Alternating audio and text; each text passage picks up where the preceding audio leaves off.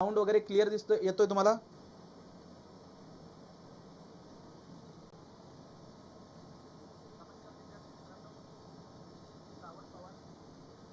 फक्त yes no sir म्हणून मला कळवा, मग आपण लगेच सुरुवात करूया. Yes sir. ओके. सलोनी म्हणते यस सर. चला तर मग आपण सुरुवात करायला काय हरकत नाही. मित्रांनो बघा, आज जो सब्जेक्ट आपण सुरू करतोय ज्याचं नाव आहे RCC रेनफोर्स सिमेंट कॉन्क्रीट. हा सब्जेक्ट आता गेटमध्ये जर का आपण याचं वेटेज बघितलं तर एक 4 ते 5 मार्क्ससाठी क्वेश्चन यावरनं विचारले जातात.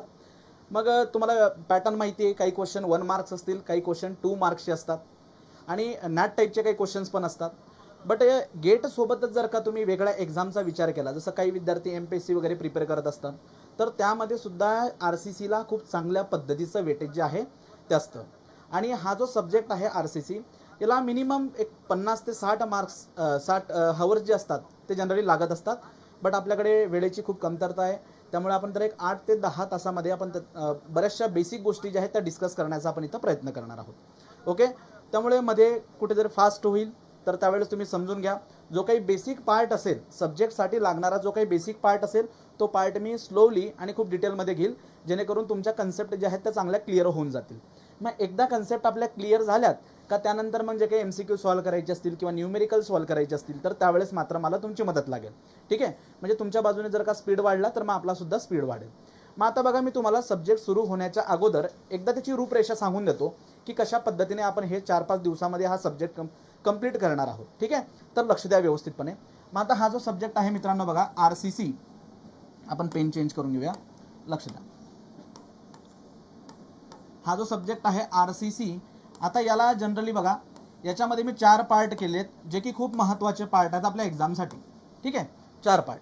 मग आता यामध्ये कुठले 4 पार्ट आहेत ते, तर सगळ्यात आधी आपण काय करणार आहोत की हे RCC स्ट्रक्चर डिझाईन करण्यासाठी ज्या काही मेथड्स आहेत त्या मेथड्स आपण इथं डिस्कस करणार. Design methods. मग कुठल्या मेथड्स आहेत सर, कशा पद्धतीने आपण त्यांचा यूज करायचा, काय बेसिक्स आहेत ह्या मेथडच्या, काय फिलॉसॉफी आहेत, काय अझम्पशन्स आहेत, ते आपण कम्प्लिटली त्याच्यामध्ये डिस्कस करणार आहोत. बट RCC मध्ये सगळ्यात पहिला पॉईंट जो मी तुम्हाला शिकवणार आहे दॅट इज डिझाईन मेथड्स. मग एकदा डिझाईन मेथड्स आपल्या कंप्लीट झाल्या का त्यानंतर मित्रांनो जो काही बीम आहे, जो काही स्ट्रक्चरल कंपोनंट आहे आपला बीम, या बीमला कशा पद्धतीने डिझाईन केलं जातं ते आपण इथं बघणार. मग यामध्ये सिंगली रेनफोर्स बीम असेल, यामध्ये डबली रेनफोर्स बीम असेल, त्याचं डिझायनिंग आपण इथं स्टडी करणार आहोत. Then after the beam third जो कंपोनंट आहे स्लॅब, सो स्लॅबचा आपण इथं डिझाईन बघणार आहोत. आणि फोर्थ कंपोनंट जो आहे मित्रांनो त्याला आपण मी आता इथं कॉलम, म्हणजे बघा जर का तुम्ही कुठलाही रेसिडेन्शियल बिल्डिंग बघितली, कमर्शियल बिल्डिंग बघितली, तर हे त्याचे मेन कंपोनंट आहेत. जो काही स्लॅब आहे, या स्लॅबवरती येणारा डेड लोड, लाईव्ह लोड जो आहे हा सुरुवातीला बीमकडे ट्रान्सफर केला जातो आणि बीमपासून मग हा सेम लोड जो आहे तो कॉलमवरती ट्रान्सफर केला जातो आणि कॉलम थ्रू हा लोड जो आहे फुटिंग आणि फुटिंग थ्रू मग तो सॉईलवरती ट्रान्सफर केला जातो. सो अशा पद्धतीचं हे लोडिंग मेकॅनिझम असतं. स्लॅबकडून बीमकडे, बीमकडून कॉलमकडे, कॉलमकडून फुटिंग आणि फुटिंगकडनं सॉईलकडे. सर अशा टाईपचं हे जर मेकॅनिझम असेल तर त्या स्ट्रक्चरला आपण फ्रेम स्ट्रक्चर म्हणत असतो. त्याला आपण काय म्हणतो की ते स्ट्रक्चर जे आहे ते फ्रेम स्ट्रक्चर आहे. ह्या फ्रेम स्ट्रक्चरमध्ये ज्या काही वॉल्स असतात, भिंती ज्या असतात, ह्या फक्त एक सपोर्टिंग सिस्टीम म्हणून असतात, त्यावरती कोणत्याही प्रकारचा लोड जात नसतो. मग हे जे कंपोनंट्स आहेत जसं की बीम, स्लॅब आणि कॉलम, मग हे डिझाईन कसं करतात ॲज अन इंजिनियर, हे कशा पद्धतीने डिझाईन केलं जातं. जनरली मुलं जी असतात ते जोक पास करत असतात, स्वतःवरती कमेंट घेत असतात किंवा इतर ब्रांचचे विद्यार्थी तुम्हाला चिडवत असतील. ते काय म्हणतात जनरली की तुम्ही काय करतात, एक ॲज अ सिव्हिल इंजिनियर म्हणून तुम्ही काय करतात, तर एक गवंडीसारखं वर्क करतात असं मित्र चिडवतात. पण मित्रांनो ॲज अन इंजिनियर आपलं फक्त तेवढं काम नाही आहे. आपल्याला प्रत्येक इलेमेंटमध्ये लोड अप्लाय केल्यानंतर किती फोर्सेस जनरेट होतात, किती स्ट्रेसेस डेव्हलप होतात आणि ते स्ट्रेस घेण्यासाठी आपण तो इलेमेंट जो आहे तो कसा डिझाईन केला पाहिजे, या सगळा अभ्यास आपल्याला करावा लागतो ॲज अन इंजिनियर. ओके. फक्त आपल्याला विटा नाही ठेवायच्या, ते कामं आपल्याला करायचे नाही आहेत. आपण ॲज अ इंजिनियर काय करणार आहोत, डिझाईन करणार आहोत. मग आता लक्ष द्या, बिफोर गोईंग टू दिस, आता हे पार्ट झाल्यानंतर मी तुम्हाला प्रिस्ट्रेसिंग डिझाईन पण त्याचं बेसिक पण तुम्हाला सांगेल. सो हे 4 पार्ट आहेत basically, design methods, beam, slab आणि कॉलम, यांचा आपण स्टडी करणार आहोत. मग आता लक्ष द्या, याला आपण थोडंसं बाजूला ठेवून देऊ. आता डिझाईन करणं म्हणजे नेमकं काय करणं ते आधी आपण समजून घेऊया. बघा लक्ष द्या आणि त्यानंतर मग मी याला सुरुवात करेल. आता हा जो काही बीम आहे मित्रांनो, एक रेक्टँग्युलर इलेमेंट मी इथं घेतो बघा, हा अशा पद्धतीचा बीम आहे आणि हा जो बीम आहे हा सपोर्ट केला आहे कॉलमने, अशा पद्धतीने हा इथून त्याला सपोर्ट असेल कॉलमचा. ठीक आहे, असं एक स्ट्रक्चरल इलेमेंट आहे बीम आणि त्याला सपोर्ट आहे कॉलमचा. आता काय होतं की ह्या बीम वरती जो काही एक्सटर्नली लोड येतो, हा लोड कोणाकडून येतो, मी तुम्हाला आत्ताच सांगितलं, स्लॅबकडून. स्लॅबवरती आपण उभे असतो, बरेचसे बेंचेस असतात. जर आपण स्कूलचा विचार केला, कॉलेजचा विचार केला, तर त्यांचं डेड लोड, आपलं लाईव्ह लोड किंवा सेल्फ वेट, ह्या सगळ्या गोष्टी ज्या आहेत स्लॅबवरती त्या बीमवरती ट्रान्सफर होतात UDLच्या फॉर्ममध्ये, युनिफॉर्मली डिस्ट्रीब्युटेड लोडच्या फॉर्ममध्ये. बरोबर. मग आता हा लोड ह्या बीमवरती आला, या बीमवरती आल्यानंतर काय होणार आहे की हा बीम जो आहे मित्रांनो, हा अशा शेपमध्ये डिफ्लेक्ट होणार आहे. ठीक आहे, याच्यामध्ये डिफ्लेक्शन येणार आहे. पण हे डिफ्लेक्शन ॲक्च्युअलमध्ये जर का तुम्ही बीमकडे बघितलं तर एवढ्या अमाऊंटचं डिफ्लेक्शन नसतं. कोडने त्यासाठी प्रोव्हिजन दिल्यात की मॅक्झिमम डिफ्लेक्शन किती असलं पाहिजे, त्याची आपल्याला काळजी घ्यावी लागते. ते मी पुढे तुम्हाला शिकवणारच आहे. ठीक आहे, बट अशा पद्धतीने हा काय होतो, बेंड होतो ज्यावेळेस त्याच्यावरनं एक्सटर्नल लोड येतो. So whenever there is a external load acting on the beam, हा बीम जो आहे अशा शेपमध्ये काय होतो की डिफ्लेक्ट होतो. हा डिफ्लेक्टेड शेप जो आहे याला इलास्टिक कर्व असं म्हटलं जातं. या डिफ्लेक्टेड शेपला काय म्हटलं जातं, इलास्टिक कर्व. ठीक आहे, इलास्टिक कर्व याला असं म्हटलं जातं. मग आता लक्ष द्या, ज्यावेळेस लोड येईल हा शेपमध्ये डिफ्लेक्ट होईल आणि डिफ्लेक्ट झाल्यानंतर याच्यामध्ये डेव्हलप होतात स्ट्रेसेस. याच्यात काय डेव्हलप होतात, स्ट्रेसेस. पण आता हे स्ट्रेसेस कसे डेव्हलप होतील, बेंडिंग स्ट्रेसेस.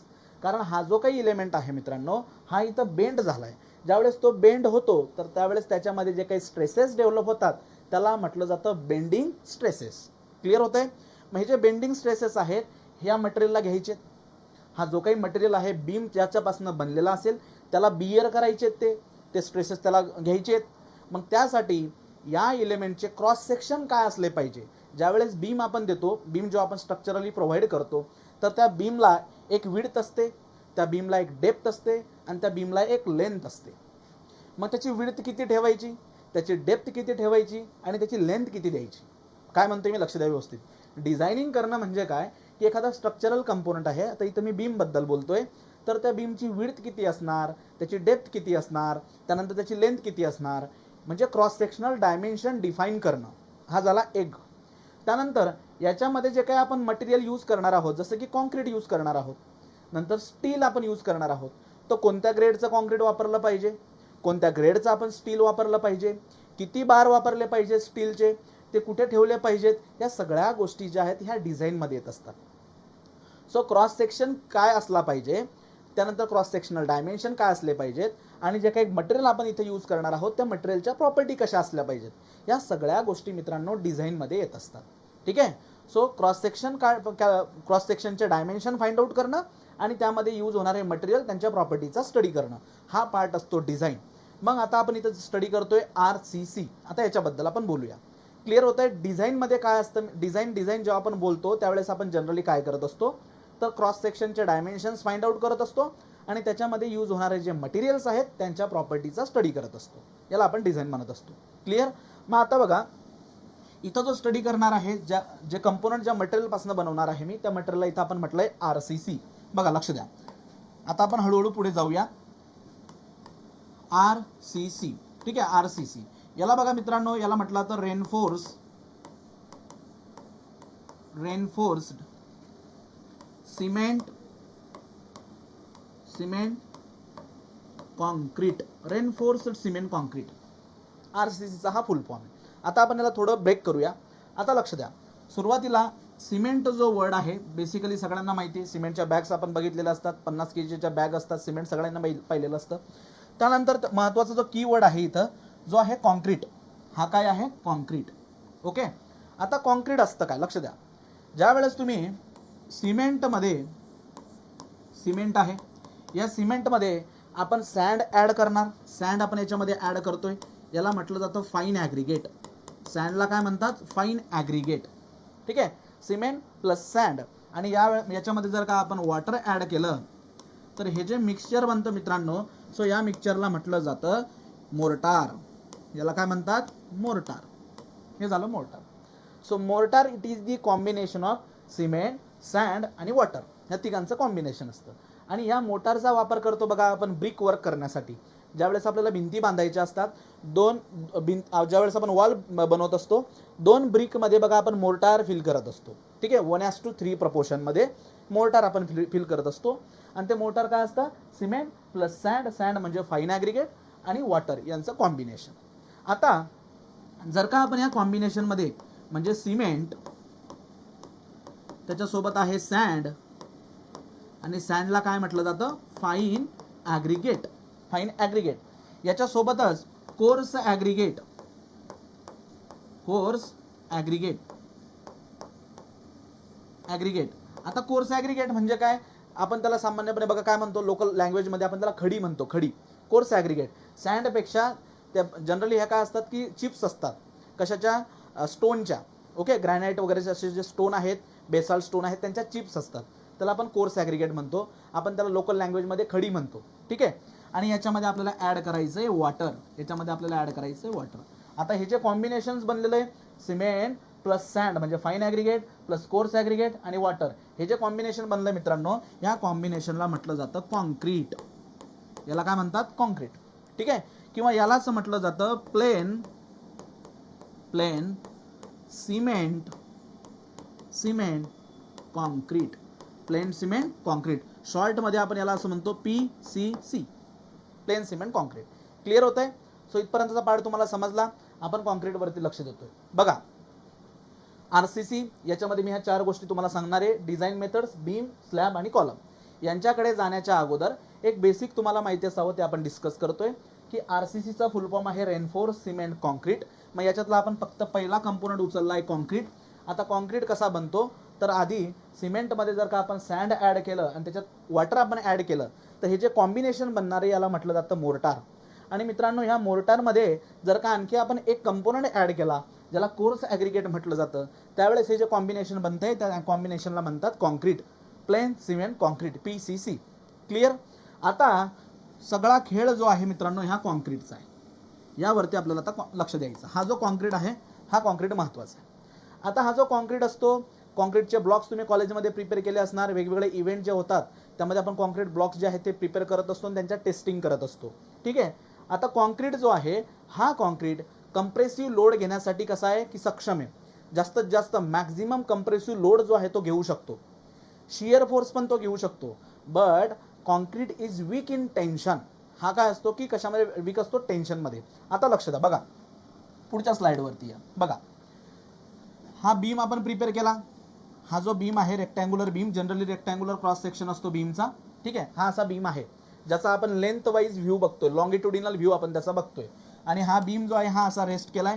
प्रिव्हियसली मी तुम्हाला सांगितलं की यावरती एक्सटर्नली काय येणार राजांनो, एक्सटर्नली यावरती युनिफॉर्मली डिस्ट्रीब्युटेड लोड येईल, UDL फ्रॉम दी स्लॅब. मग त्यामुळे हा काय होतो बघा, हा त्याचा ॲक्सिस झाला, हा ॲक्सिस झाला. त्यावेळेस काय होणार की हा जो बीम आहे, हा बीम बघा अशा पद्धतीने बीम जो आहे तो डिफ्लेक्ट होत असतो, अशा पद्धतीने डिफ्लेक्ट होत असतो. आणि नंतर त्याचा ॲक्सिस जो आहे हा अशा पद्धतीने, ठीक आहे, असा हा डिफ्लेक्ट होत असतो. बघा काय म्हणतोय मी. आता याच्यावरून काही गोष्टी ज्या आहेत, काही टर्म्स आहेत, त्या आपण समजून घ्यायच्यात आपल्याला. हा बीमचा जो काही व्ह्यू तुम्ही बघताय, साईड व्ह्यू बघताय, ज्याच्यामध्ये तुम्हाला कंप्लीट लेंथ दिसते. काय दिसते, लेंथ. सो हा लॉंगिट्युडिनल व्ह्यू आहे आपला. ठीक आहे, साईड व्ह्यू आहे. आणि जेव्हा तुम्ही साईड व्ह्यू बघत असतात, लेंथ वाईज व्ह्यू बघत असतात, त्यावेळेस तुम्हाला एक ॲक्सिस इथे दिसतोय बघा, जो की मी व्हाईट डॅश डॅश लाईन दिलेला आहे. हा जो ॲक्सिस आहे मित्रांनो, या ॲक्सिसला म्हटलं जातं लॉंगिट्युडिनल ॲक्सिस. याला आपण काय म्हणतो,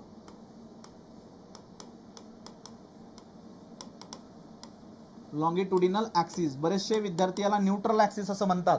न्यूट्रल ॲक्सिस साईड व्ह्यूमध्ये दिसत नाही. ज्यावेळेस आपण एखादा क्रॉस सेक्शन घेतो, त्या क्रॉस सेक्शनमध्ये आपल्याला न्यूट्रल ॲक्सिस दिसत असतो. पण हा कोणता व्ह्यू झाला, साईड व्ह्यू. साईड व्ह्यूमध्ये आपल्याला लेंथ दिसते. And the axis which is parallel to the length, त्याला म्हटलं जातं लॉंगिट्युडिनल ॲक्सिस. क्लिअर? मग आता बघा, हा लोड आला, हा ॲक्सिस झाला, त्याच्यामुळे हा बेंड झाला. आता बेंड झाल्यानंतर तुमच्या लक्षात येईल की ही जी येलो न्यूट्रल ॲक्सिस आहे, येलो कलरचा जो ॲक्सिस आहे, लॉंगिट्युडिनल ॲक्सिस, हा येलो कलरचा बघा, हा जो ॲक्सिस आहे, या ॲक्सिसच्या वरचा जो पार्ट आहे मित्रांनो, हा वरचा पार्ट असा कंप्रेस झालेला आहे. हा जो वरचा पार्ट आहे हा अशा पद्धतीने कंप्रेस झाला आहे. आणि जो खालचा पार्ट आहे, हा पार्ट बाहेरच्या बाजूला असा स्ट्रेच झालेला आहे. ठीक आहे, सो वरचा पार्ट जो तो कंप्रेस झालाय आणि खालचा पार्ट जो आहे तो स्ट्रेस झालाय. बट जर तुम्ही व्यवस्थित बघितलं तर ही कोणती फेनॉमेना आहे, ही बेंडिंग फेनॉमेना आहे. याच्यामध्ये काय झालंय, बीम आपला बेंड झालाय बेंड झाल्यानंतर या ॲक्सिसच्या वरचा जो काही पार्ट आहे दॅट पार्ट गेट कंप्रेस, तो कंप्रेस झालाय. आणि ॲक्सिसच्या खालचा पार्ट जो आहे तो स्ट्रेस झालाय. स्ट्रेच होणं म्हणजे काय, टेन्शन. सो या पार्टमध्ये काय आलंय मित्रांनो, याच्यामध्ये आलेलं आहे टेन्शन. आणि वरचा जो पार्ट आहे याच्यामध्ये काय आलेलं आहे, compression. So due to bending action, bending ॲक्शनमुळे लॉंगिट्युडिनल ॲक्सिसचा जो काही वरचा पार्ट आहे त्याच्यामध्ये कंप्रेशन येतं आणि जो खालचा पार्ट आहे त्याच्यामध्ये टेन्शन येतं. मग आता जर का आपण हा कंप्लीट बीम जर का कॉन्क्रीटचा बनवला म्हणजे काय, सिमेंट, सँड, खडी म्हणजे कोर्स ॲग्रिगेट आणि वॉटर या कॉम्बिनेशन पासून जर का आपण हा बनवला पूर्ण बीम, तर यामध्ये काय होणार आहे की एक्सटर्नल लोड आला त्यानंतर तो अशा पद्धतीने बेंड होईल. आणि मी आताच तुम्हाला सांगितलं की कॉन्क्रीट मटेरियल जे असतं it is strong in compression, की ते जास्तीत जास्त कंप्रेसिव्ह फोर्स हे घेऊ शकतं. मग हा बघा वरचा पार्ट जो तो कंप्रेशनमध्ये, सो कंप्रेशन कॉन्क्रीट घेऊ शकतं. But what about the part which is below the longitudinal axis, ज्याच्यामध्ये टेन्शन येतोय, या पार्टचं काय होईल. कॉन्क्रीट जो आहे तो ब्रिटल मटेरियल आहे, तर तो हा टेन्शन घेऊ शकतो का, नाही. सो कोणत्याही प्रकारचं टेन्शन जे आहे तो कॉन्क्रीट घेऊ शकत नाही. म्हणजेच तुम्हाला काय मिळतील की इथं क्रॅक बघायला मिळतील. सो या पार्टमध्ये काय होतील, क्रॅक पडतील, तो ब्रिटल मटेरियल असल्यामुळे ब्रेक होऊन जाईल. मग लक्षात असू द्या, मग आपण यावरती काय सोल्युशन काय फाइंड आउट केलंय की वरच्या पार्टमध्ये काय ते कंप्रेशन येते आणि कंप्रेशन घेण्यासाठी कॉन्क्रीट जो आहे तो कसा आहे, स्ट्रॉंग आहे. So concrete is strong in compression, moderate in shear आणि वीक इन टेन्शन. सो टेन्शनमध्ये कसा आहे तो वीक आहे. मग त्यामुळे आपण काय करतो की एक असं मटेरियल जे जास्तीत जास्त टेन्शन घेऊ शकतं असं मटेरियल आपण करतो, इथे यूज करतो टेन्शन झोनमध्ये. आणि ते मटेरियल कोणतं आहे, मग सगळ्यांना माहिती आहे, स्टील. सो स्टील हे जे मटेरियल आहे जे की टेन्शन घेऊ शकतं असं स्टील मटेरियल आपण यूज करतो टेन्शन साईडमध्ये, कारण टेन्शन साईडमध्ये कॉन्क्रीट कसं आहे, वीक आहे. सो स्टील आपण कुठे यूज करतो, टेन्शन साईडमध्ये. मग आता मला सांगा, आधी होतं कॉन्क्रीट, बरोबर, आधी होता कॉन्क्रीट आणि concrete is the combination of what, cement आहे त्याच्यामध्ये, त्यानंतर फाईन ॲग्रिगेट, आता मी शॉर्टमध्ये लिहितो फाईन ॲग्रिगेट. फाईन ॲग्रिगेट म्हणजे काय, sand plus coarse aggregate. Coarse aggregate म्हणजे काय, खडी. आणि याच्यामध्ये आपण ॲड केलंय वॉटर, याच्यामध्ये आपण ॲड केलंय वॉटर. ओके. सो हे जे कॉम्बिनेशन आहे याला आपण म्हणतो concrete, plain cement concrete, PCC. पण हे कॉन्क्रीट जे आहे ते टेन्शनमध्ये वीक आहे, त्यामुळे आपण याच्यामध्ये असा एक नवीन इलेमेंट ॲड करतो जो की टेन्शन घेऊ शकतो आणि that element is what, steel. याच्यामध्ये आपण काय करतो की स्टीलचा आपण यूज करतो. ठीक आहे. मग हा स्टील आपण त्याच्यामध्ये यूज केला का नाही, ॲज अ रेनफोर्समेंट. म्हणून हे जे कॉम्बिनेशन आता बनलंय मित्रांनो याला काय म्हटलं जातं, RCC. बघा हा CC जो आहे that is cement concrete. Cement concrete, कारण हा जो पार्ट आहे इथून इथपर्यंतचा जो पार्ट आहे दिस इज दी कॉन्क्रीट, हा आहे कॉन्क्रीट. ओके, सिमेंट कॉन्क्रीट येते. आणि याच्यामध्ये आपण स्टील काय ऍड केलंय, रेनफोर्समेंट म्हणून ऍड केलंय, म्हणून त्यासाठीचा R आहे. So reinforcement means reinforce cement concrete, की ज्या सिमेंट कॉन्क्रीटमध्ये आपण स्टील यूज केलाय ॲज अ रेनफोर्समेंट. सर का यूज केलाय आपण तो, because our concrete is weak in tension. Concrete जो आहे तो ब्रिटल मटेरियल आहे, तो टेन्शन घेऊ शकत नाही. तो टेन्शन घेऊ शकत नाही मग तो फेल होऊन जाईल. मग तो फेल नको व्हायला, त्यामुळे आपण कॉन्क्रीट सोबत एक नवीन मटेरियल ऍड करतो जे की स्टील आहे. जनरली आपण RCC वर्क करत असताना FE 250, FE 415 आणि FE 500 अशा 3 ग्रेडचे जे स्टील आहेत ते आपण यूज करत असतो. ठीक आहे. पण जो स्ट्रक्चरल स्टील आपण जे यूज करणार आहोत RCC मध्ये, तेव्हा FE 415 आणि FE 500 हे 2 ग्रेडचे आपण यूज करत असतो. आता याच्यामध्ये पण मजा आहे बघा, FE जो डिनोट करतो it is for iron, ferrous, FE. आणि हा जो नंबर आहे 415, 500, 250 हा त्या मटेरियलची स्ट्रेंथ दाखवतो. काय दाखवतो, स्ट्रेंथ. पण स्ट्रेंथ ह्या वेगवेगळ्या असतात. एक असते इल्ड स्ट्रेंथ असते, एक असते अल्टिमेट स्ट्रेंथ असते. तर इथं हा कोणती स्ट्रेंथ दाखवतो, इल्ड स्ट्रेंथ. ठीक आहे. हा कोणती स्ट्रेंथ दाखवतो,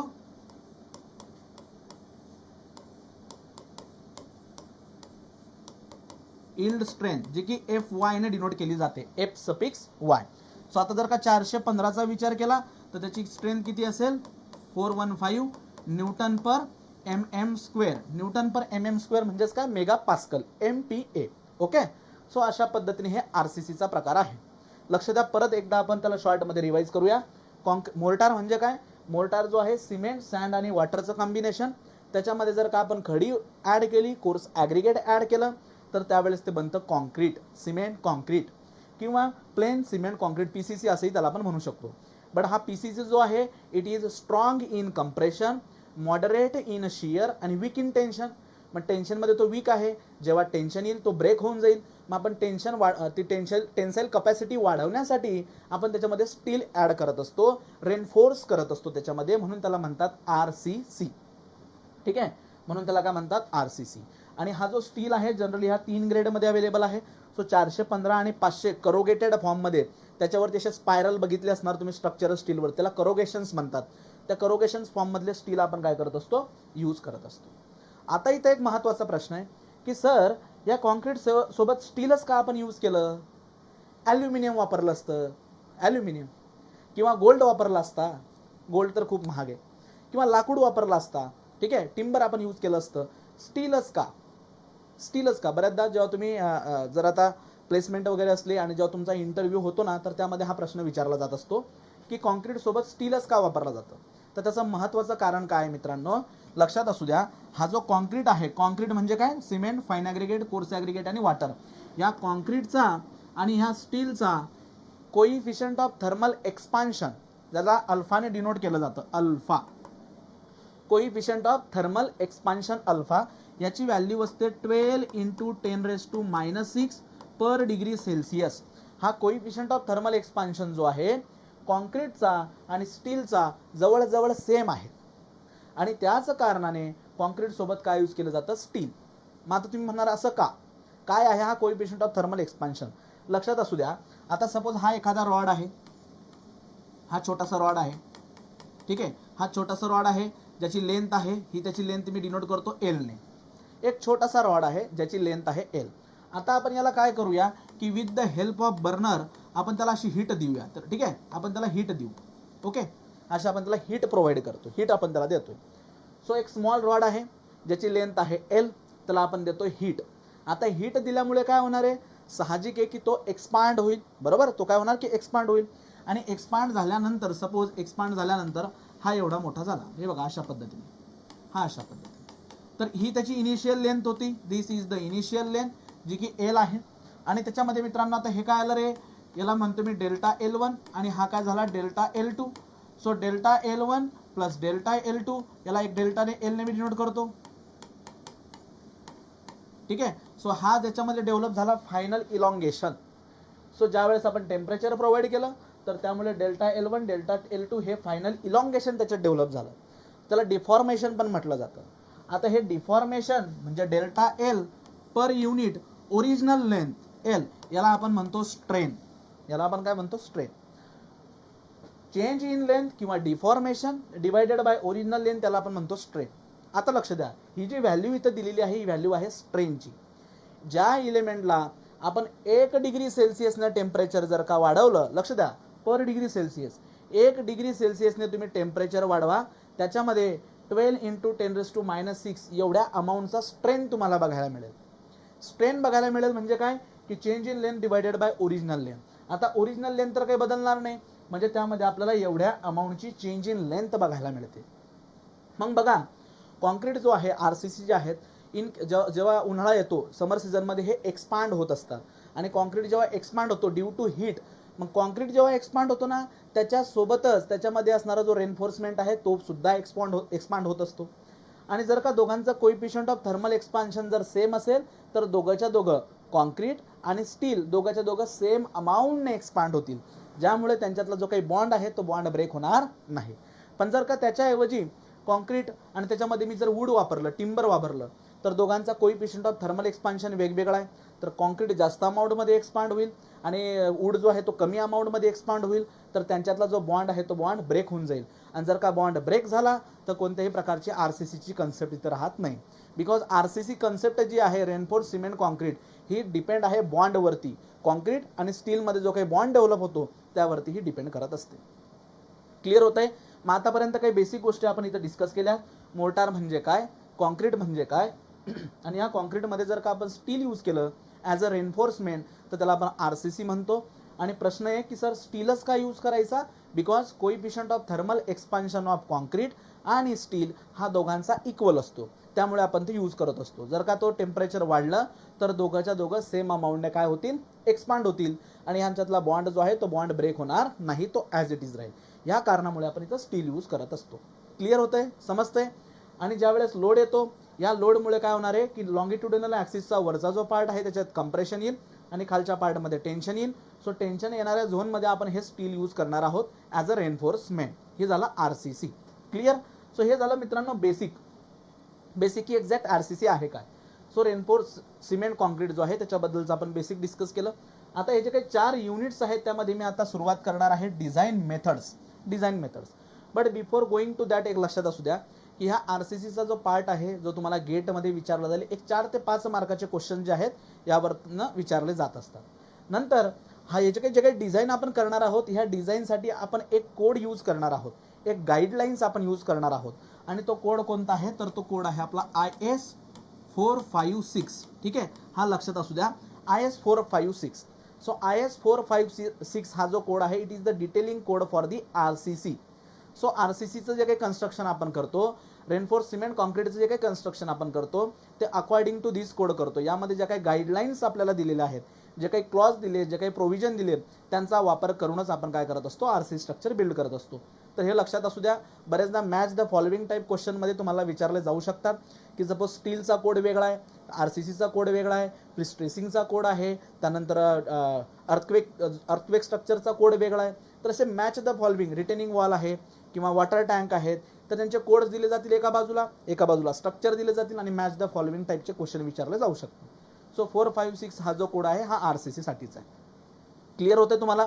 ठीक आहे.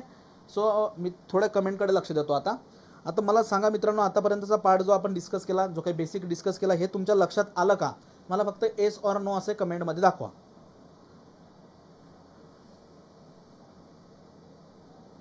ठीक आहे.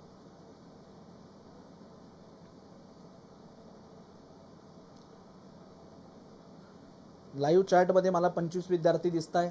सो सुरुवात जेव्हा केली तेव्हा पण 25 विद्यार्थी होते. सो आय होप सगळे विद्यार्थी आहेत. ठीक आहे. सो मित्रांनो बघा, फक्त एक कमेंट मला करा तिकडनं की तुम्हाला आतापर्यंत ज्या काही गोष्टी आपण डिस्कस केल्यात त्या कळल्यात. ओके, चव्हाण राजे म्हणतो येस सर. बाकीचे विद्यार्थी yes, Saurabh yes, Priyanka yes, Omkar okay. So जो पार्ट आपण डिस्कस करतोय आय होप तुम्हाला सगळ्यांना कळतोय. क्लिअर. सो हे झालं बेसिक RCC म्हणजे काय. चला तर मग आता आपण डिझाईन मेथड्सवरती डिस्कस करूया. ठीक आहे. चला फर्स्ट युनिटला मी आता सुरुवात करतो. Design method. Pratiksha okay yes. आता बघा, हे आता फर्स्ट युनिट जे आहे ज्यामध्ये आपण डिस्कस करणार आहोत design methods according to the IS 456. ठीक आहे, 456 2000. आता लक्ष द्या मित्रांनो, या ज्या डिझाईन मेथड्स आहेत, आता IS कोड काय म्हणतो आपल्याला की जे काही रेनफोर्स स्ट्रक्चर तुम्ही डिझाईन करणार आहात, मग आता आपण याला काय केलंय, कम्प्लीट जे काही RCC स्ट्रक्चर आहे त्याला कंपोनंटमध्ये आपण डिवाइड करून टाकलंय. आधी आपण बीम कसा डिझाईन करतात तो शिकूया, स्लॅब कसा डिझाईन करतात ते शिकूया, मग कॉलम कसा डिझाईन करतात, असं म्हणजे आपण कंपोनंटमध्ये त्याला डिवाइड करून टाकलंय. पण हे डिझाईन करत असताना 3 प्रकारच्या मेथड्स आपण यूज करतो. 3 प्रकारच्या मेथड लक्ष द्या. कोणकोणत्या 3 प्रकारच्या मेथड. सो ह्या 3 मेथड आपण यूज करत असतो. एक मेथड आहे working stress method. Okay, working stress method. Second method आहे अल्टिमेट लोड मेथड.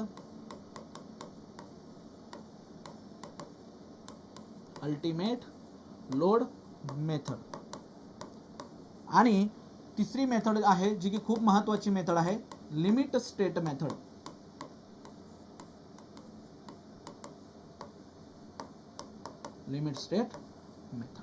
ठीक आहे. सो ह्या 3 मेथड ज्या आहेत, या 3 मेथडचा वापर करून आपण काय करत असतो की RCC स्ट्रक्चर आपलं जे आहे ते आपण डिझाईन करत असतो. काय आहेत ह्या मेथड, या 1 बाय 1 आपण त्याला डिटेलमध्ये स्टडी करणारच आहोत. आता बघा, आपण यांचे काही वेगवेगळी नावं जी आहेत ते आपण आधी डिस्कस करूया. वर्किंग स्ट्रेस मेथड जी आहे मित्रांनो, या मेथडला शॉर्टमध्ये म्हटलं जातं WSM. याला काय म्हटलं जातं, WSM. मग बऱ्याचशा ज्या ज्युनियर इंजिनिअरिंग लेवलच्या परीक्षा असतात तर त्यामध्ये असेही प्रश्न विचारले जात असतात. What is the full form of WSM? So it is working stress method. आता जर MITC ची एक्झाम झाली, 1-2 दिवसापूर्वी काल पण झाली, तर काही विद्यार्थ्यांना हा प्रश्न विचारला होता. आता लिमिट स्टेट मेथड जी आहे ते LSM असं त्याला डिनोट करतात. So what is the full form of LSM? ठीक आहे. So LSM is what limit state method. आणि अल्टिमेट लोड मेथड जी आहे त्याला डिनोट केलं जातं ULM. ठीक आहे. So working stress method, ultimate load method आणि लिमिट स्टेट मेथड, अशा 3 मेथड ज्या आहेत तो आपल्याला IS कोड सजेस्ट करतो की ह्या 3 मेथडचा वापर करून आपल्याला डिझाईन करायची. बट त्यातही लक्षात असू द्या की आउट ऑफ दॅट 3 मेथड, ह्या 3 मेथड पैकी IS कोड म्हणतो की वर्किंग स्ट्रेस मेथड आणि लिमिट स्टेट मेथड ह्याच 2 मेथड आपल्याला वापरायच्या आहेत. अल्टिमेट लोड मेथड जी आहे ही मेथड आपण यूज करणार नाही. ही मेथड आपण यूज करणार नाही. कुठली मेथड वापरणार आहोत आपण? Working stress method. Ultimate load method use करणार नाही आहोत. Limit state method.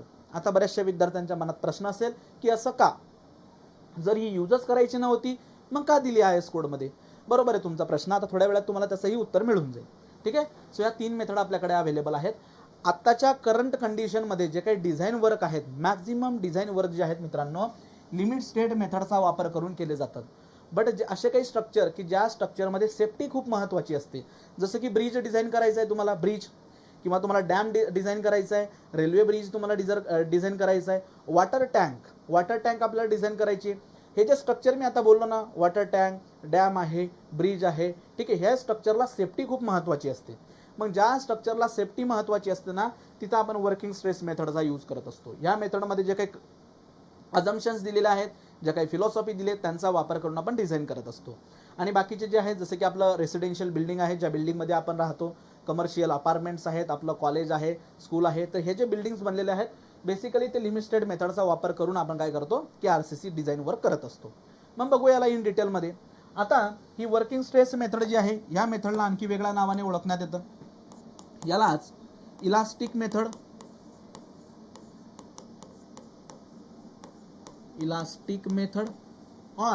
और मॉड्युलर रेशो मेथड त्याला असं म्हटलं जातं. Modular ratio method.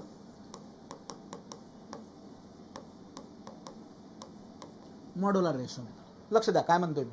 So working stress method जे WSM त्याला इलास्टिक मेथड और मॉड्युलर रेशो मेथड असं म्हटलं जातं. मग परत प्रश्न तुमच्या मनात असेल की सर असं का, याला इलास्टिक मेथड का म्हणतात? त्याचंही उत्तर आपण देणार आहोत इथं. सो 3 मेथड अवेलेबल आहेत. त्यापैकी आपण वर्किंग स्ट्रेस मेथड आणि लिमिट स्टेट मेथड यांनाच डिटेलमध्ये स्टडी करणार आहोत. अल्टिमेट लोड मेथडचा आपण स्टडी करणार नाही आहोत. ठीक आहे. सो या मेथडला इलास्टिक मेथड आणि मॉड्युलर रेशो मेथड असं म्हटलं जातं. आता का म्हटलं जातं ते बघूया. मित्रांनो, ही मेथड शिकत असताना, या मेथडचा वापर करत असताना आपल्याला काही गोष्टी अजूम करून घ्याव्या लागतात.